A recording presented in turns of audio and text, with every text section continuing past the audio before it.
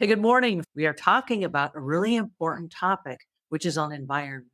And this is how you get to create and set the stage of the environment that you live in so that everything in your domino effect life that comes after that is based on what you set up.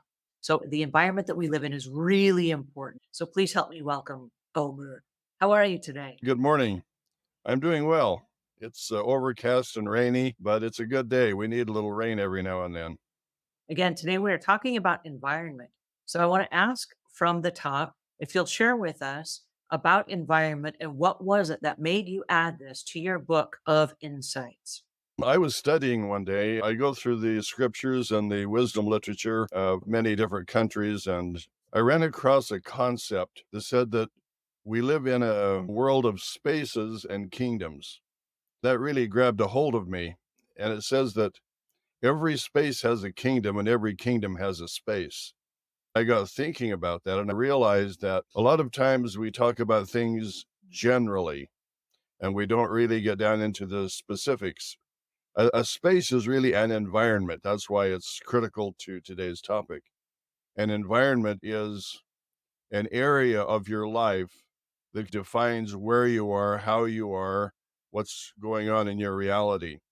And then inside of that space, there's a structure. That structure can be all kinds of different things. If you change the structure in a space or in an environment, you actually change the environment. So we're not relegated to the environment that maybe we were born into or where we live or different kinds of environments. When you start thinking in terms of environments, different things come to mind. For example, we think of our home environment with our family and our house. We have work environments. There's also an environment in the communities where we live. We have the ability to actually create the environment that we want to live in. This is how we want to live. There are a lot of people in the world that I live in, and I'm going to call them armchair participants. They don't participate. So, how involved does one need to be in order to create the environment that they live in?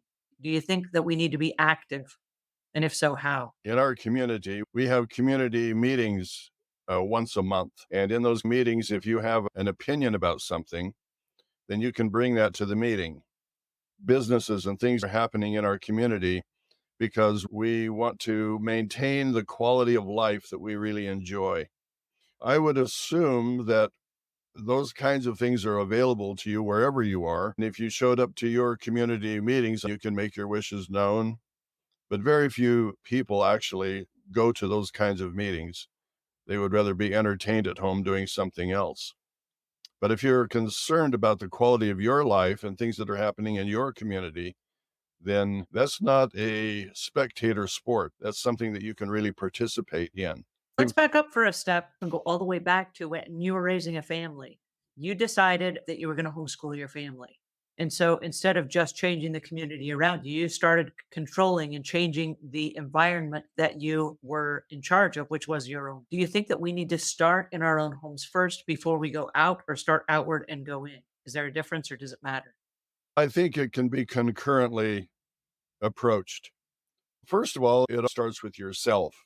You need to be the kind of person that you want to be.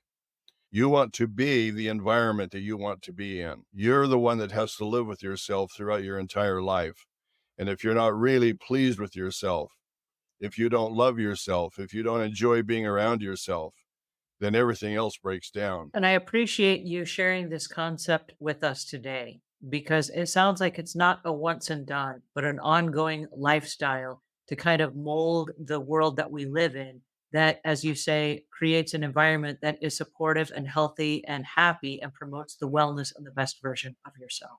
So I want to thank you today for joining us. We'll join you again next week when we're going to talk about another idea and insight from the wisdom of Omer. Thank you.